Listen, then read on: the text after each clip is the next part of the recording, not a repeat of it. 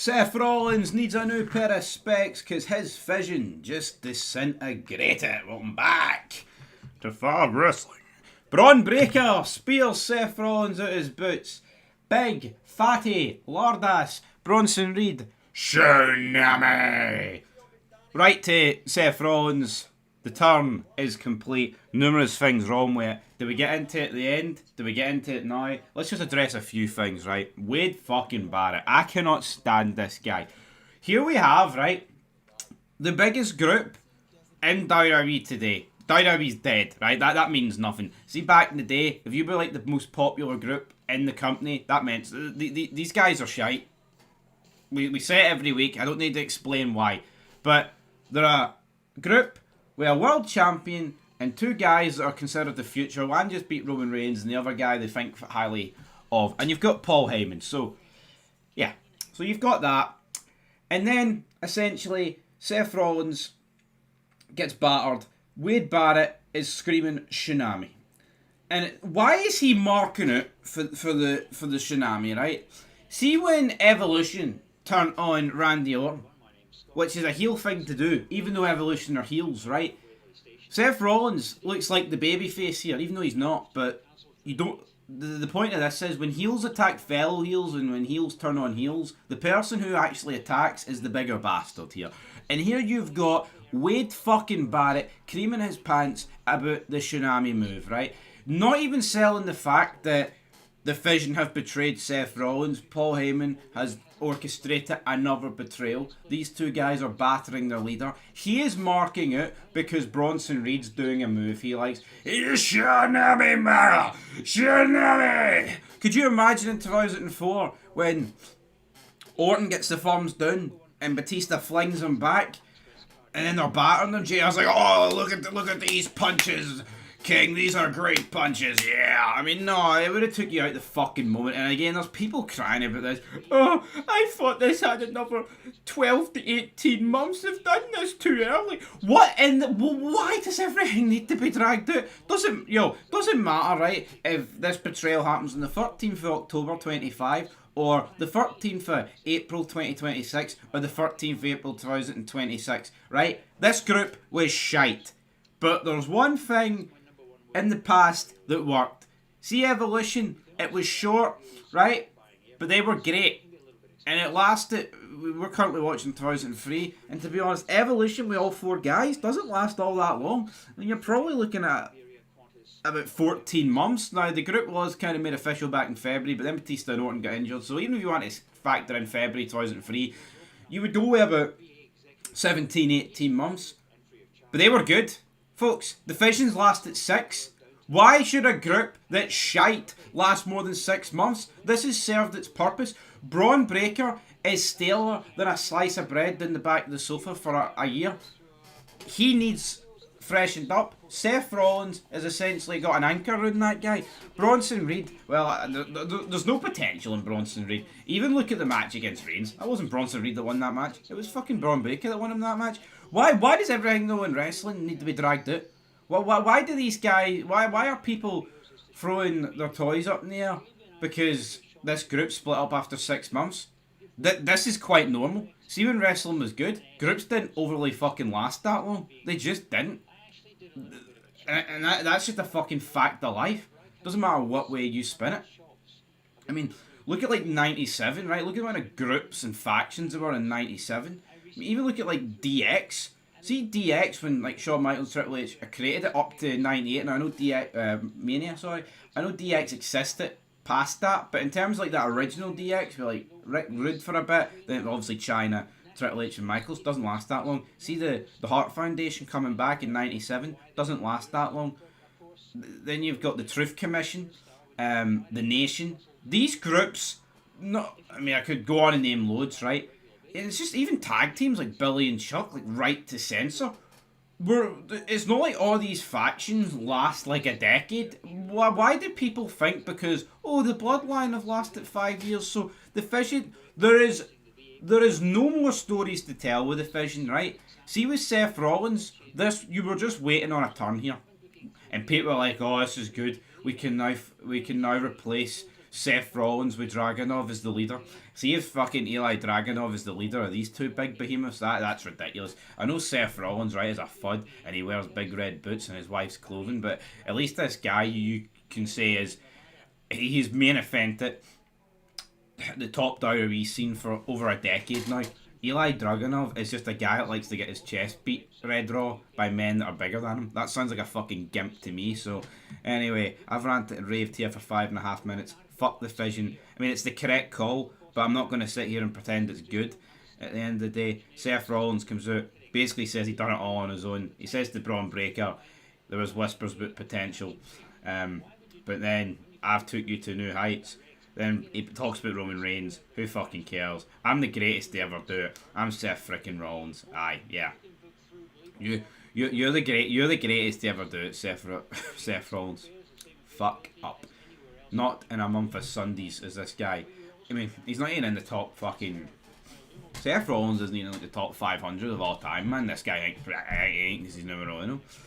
Oh, but he has to say that. He has to put himself up. No, he doesn't. Don't need to lie, right?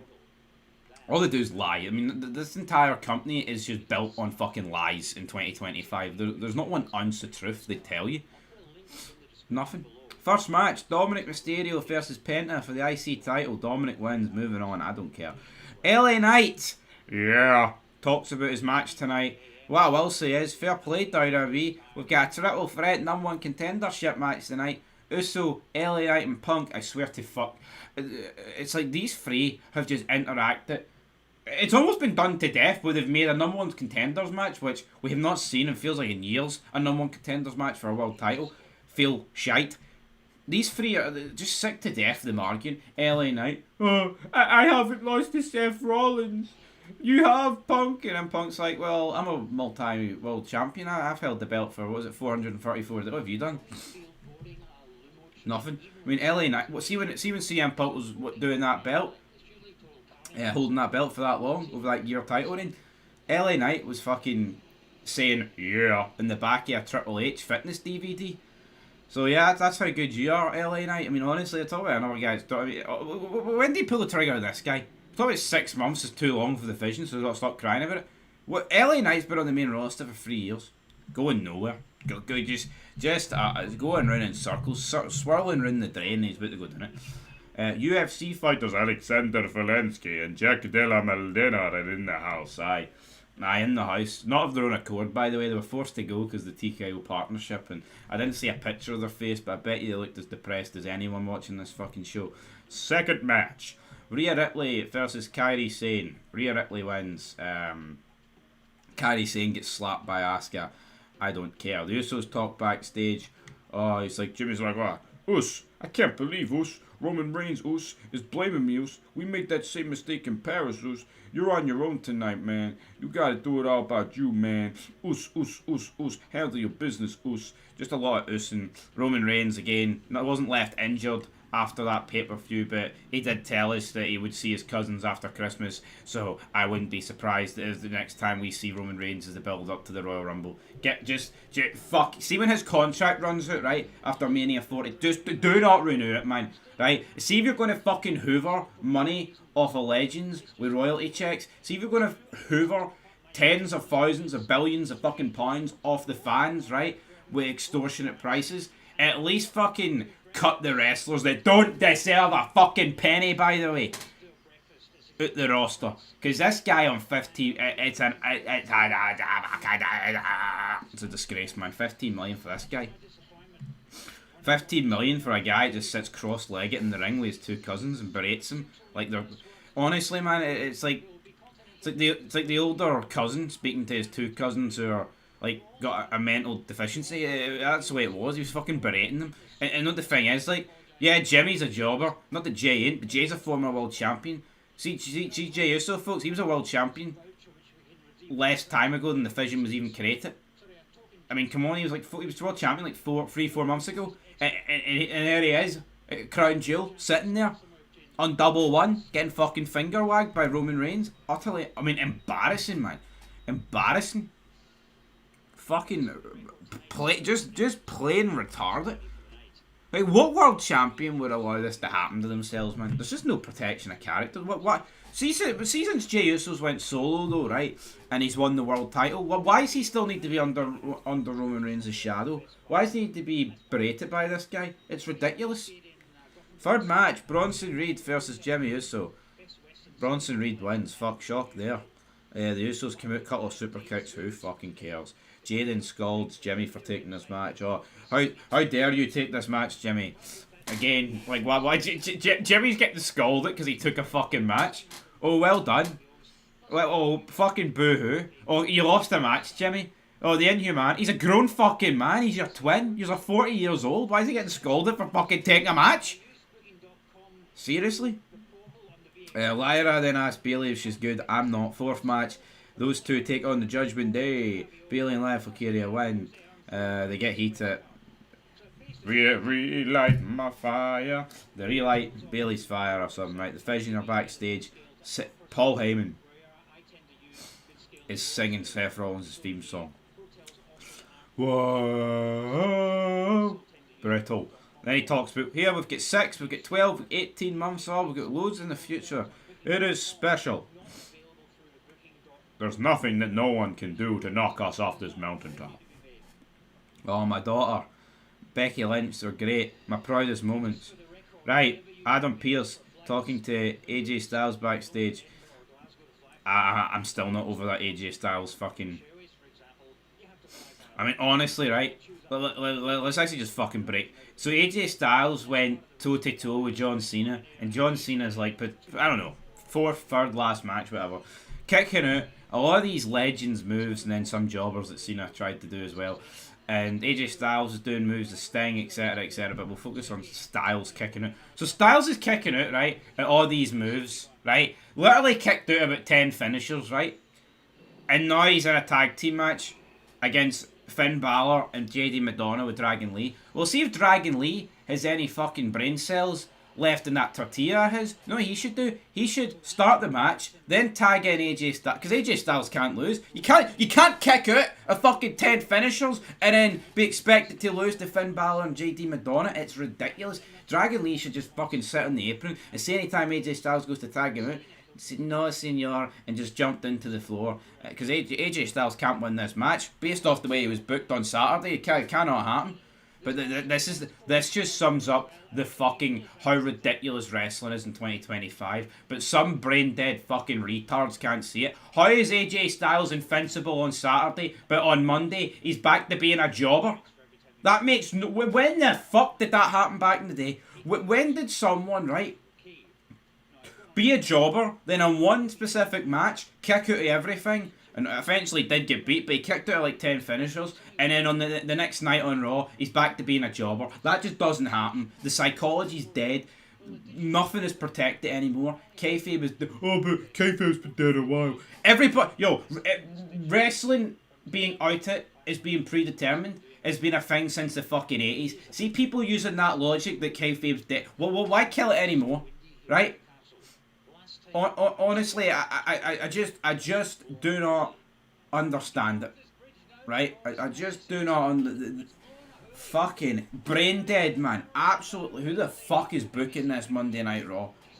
No, seriously, how can anybody listening to this video that's a wrestling fan with an IQ above 3, right, actually think you can have that match with Styles and Cena and then just have Styles go back to being a jobber in the tag division, team up with fucking Dragon Lee, and he'll probably get beat by one, what's his wee move? Finn Balor, the wee stomp. I'm going to stomp you, my little Baylor, Finn Balor, fucking stomp you. Aye, real and Stephanie Fakir did an interview. She says, I feel blessed, senor. I am the first, señorita, I am the first ever in WWE history to win 4 titles in a year. Oh. No, well, that's just fucking lies.